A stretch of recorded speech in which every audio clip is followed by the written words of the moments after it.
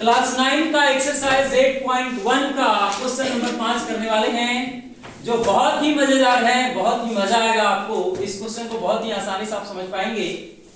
लिखा है क्वेश्चन में, दर्शाइए कि यदि एक चतुर्भुज के विकर्ण बराबर हो और परस्पर समकोण पर समद्विभाजित करे तो वह एक वर्ग होता है। मतलब ये है कि ये एक चतुर्भुज है, कौन सा है, कैसा है, वर्ग है, आयत है, समचतुर्भुज है या पैरेललोग्राम है, कुछ नहीं पता, बस इतना पता है कि ये एक चतुर्भुज है और इसमें इसके जो विकर्ण है यानी कि ए सी ये वाले और बी डी ये वाले, ये ए सी और बी डी जो है इसके बराबर है, ऐसा हम ही कर रहे हैं, क्वेश्चन कर रहे हैं।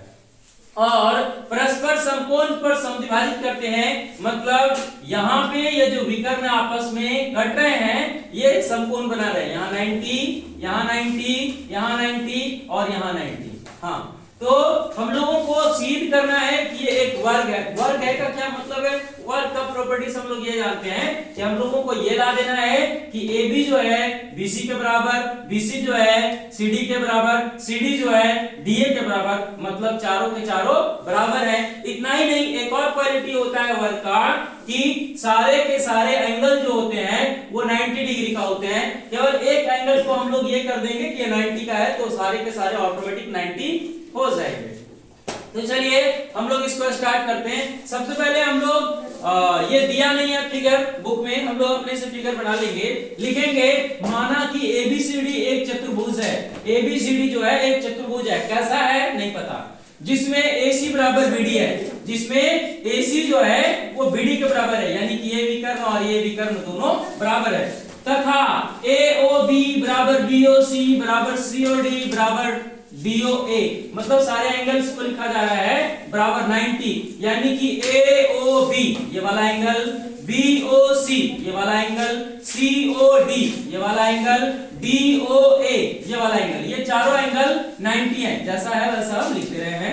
आगे AO is equal to OC, यानी कि ये वाला और ये वाला बराबर हैं, यहाँ समद्विभाजित करते हैं विकर्ण, मतलब ये वाला और ये वाला बराबर हैं। BO बराबर OD है, BO बराबर OD है, ये ऐसा लिख दिए हैं। अब हमको सॉल्यूशन की तरफ चलना है, प्रमाण की तरफ चलना है कि एक वर्ग होगा कैसे।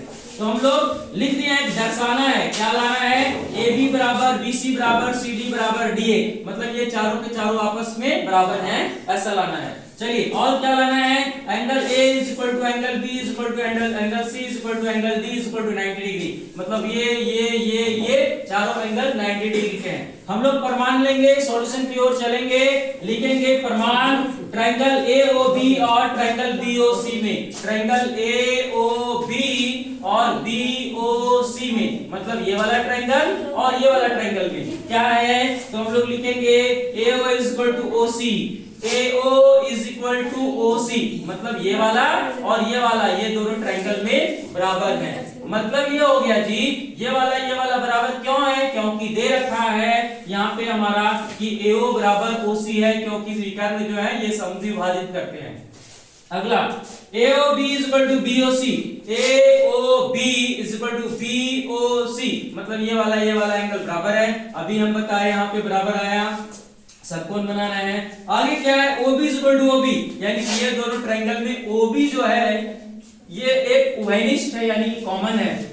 इस प्रकार इस ट्रायंगल का ये साइड इस ट्रायंगल का ये साइड के बराबर, इस ट्रायंगल का ये एंगल इस ट्रायंगल के ये एंगल का बराबर, इस ट्रायंगल का ये साइड इस ट्रायंगल के ये साइड के बराबर, यानी कि साइड एंगल साइड से दोनों ट्रायंगल जो हो गए वो कॉन्ग्रुएंट हो गए, सर्वांगसम हो गए। आप लोग अगर सर्वांगसम वाला नियम जानते होंगे तब समझ में आएगा, नहीं तो निकल जाएगा, पीछे पढ़ लीजिएगा।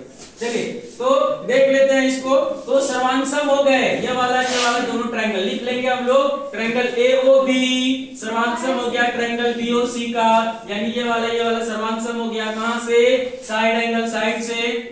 अगर ये सर्वांगसम हुआ तो हम लोग जानते हैं कि सर्वांशम ट्रायंगल का कॉरेस्पॉन्डिंग पार्ट्स बराबर होते हैं, इसलिए AB और BC क्या है, बराबर होगा।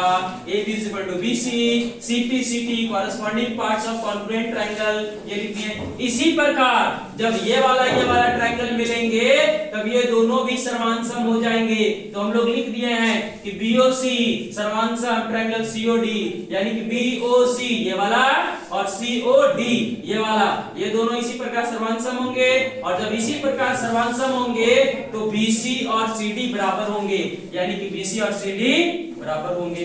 इसी प्रकार जब इसमें लिया जाएगा तब ये दोनों सर्वांशम होंगे और हमारा CD और DA बराबर होंगे, यानी कि CD और DA बराबर हो जाएंगे। तो इस तरह से हम ये देख पाए कि इतना बराबर इतना, इतना बराबर इतना और इतना बराबर इतना, यानी कि चारों आपस में चारों साइड्स बराबर हो गए। हम लोग यहाँ लिख दिए हैं AB बराबर BC बराबर CD बराबर DA, ये चारों के चारों साइड बराबर हो गए। हमारा फर्स्ट वन जो था कि AB BC CD DA लाना था, ये सारे के सारे आ गए। अब एक चीज जो है वो हमारा बच रहा है कि हम लोगों का ये एंगल को 90 डिग्री दिखा देना है। क्या करेंगे, कोई भी दो ट्रायंगल में देखते हैं कि किस प्रकार हम लोग एंगल A और एंगल B को बराबर करते हैं। एंगल A और एंगल B को बराबर करने के लिए हम लोग दिमाग लगाएंगे कि कौन सा ट्रायंगल मिलेंगे, एक ये वाला ट्रायंगल और दूसरा ये वाला ट्रायंगल, यानी कि ABD, ये वाला ट्रायंगल ABD ये ट्रायंगल, और दूसरा हमारा है ABC, यानी कि ये वाला ट्रायंगल।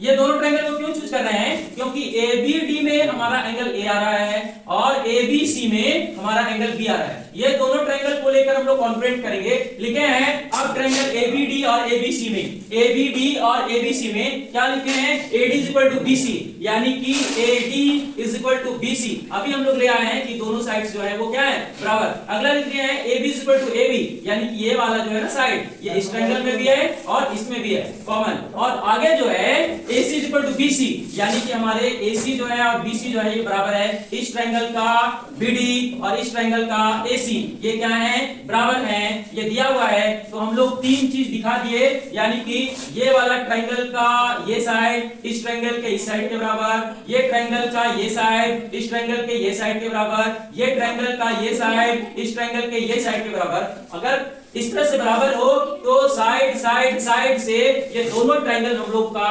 कॉन्ग्रुएंट हो गया, और जब दोनों ट्रायंगल कॉन्ग्रुएंट हो गए तो हमारा एंगल A जो हो गया एंगल B के बराबर।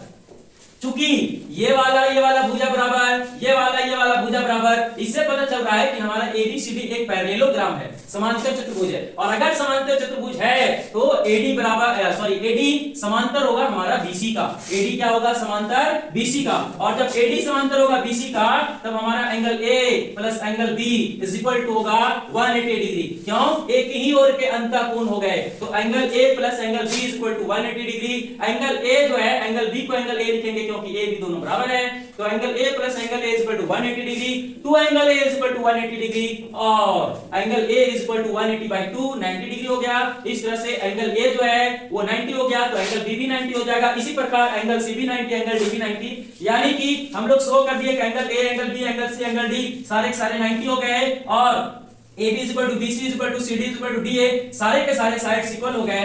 मतलब ये कंक्लूजन हुआ कि ABCD एक वर्ग है, अंत में लिखे हैं अतः ABCD एक वर्ग है। आपको समझ आया होगा, मजा आएगा। Thank you.